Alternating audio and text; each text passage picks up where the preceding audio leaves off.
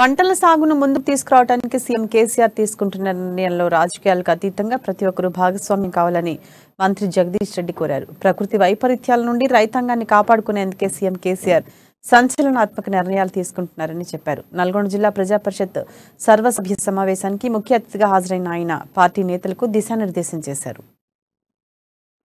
Transport సంబంధించి మొత్తం జిల్లాలో అన్ని లారీలు వాడినాం. చరిత్రలో ఎప్పుడు వాడినన్ని లారీలు తీశారు. వాడి ఆర్టీఏలను పెట్టించి రోడ్ల మీద పోయే లారీలు కూడా తెప్పించి పంపించి ఇంకా లారీలు సరిపోవట్లేదు అంటే ట్రాక్టర్లు కూడా అనుమతించినాం. లోకల్ దగ్గర ఉన్న మిల్లులకు ట్రాక్టర్లు తీసుకపోండి అని చెప్పి అనుమతించినాం. ఒక హమాలి రోజు ఎన్ని బస్తాలు తెచ్చాలి? ఎంత సజావుగా సాగింది ఈ జిల్లాలో. మరి జరిగితే అవుతుందా లేకపోతే 6 లక్షలు పెట్టడం ఈ రోజు వరకు చేస్తే తెలుస్తుంది కష్టం. రైతు మనవాడే, మిల్లర్ మనవాడే, హమాలి మనవాడే. ఏదో మాట్లాడే కొరకు మాట్లాడతాం, మైక్ కొరకు మాట్లాడతాం, మీడియా ఉంది కాబట్టి మాట్లాడతాం.